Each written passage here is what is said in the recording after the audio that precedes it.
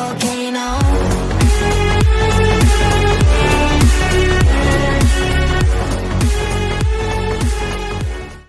what's up guys? 𝗴캐𝗹𝗳 here. Welcome to the 92nd episode of the MP Turn Review series, where today we are looking at this little tiny boxy boy. This is the Volkswagen Golf Design Vision GTI, what a long name, that I have tuned at 1321. It does have a lot of problems, but let's get into the tune here first. It is 3-0-10-10. Now let's get into the stats. So the top speed is good. It is 354 kilometers an hour. The acceleration is mid. It is 2.969 seconds. Just barely 3 seconds. Oof. The handling is stiff. The drift is very wide. The nitro efficiency is decent. Now, I gotta admit, I really kinda do like how this Golf looks. It just, it is, in the end, it is a Golf. It is a Volkswagen Golf. Sorry, had to.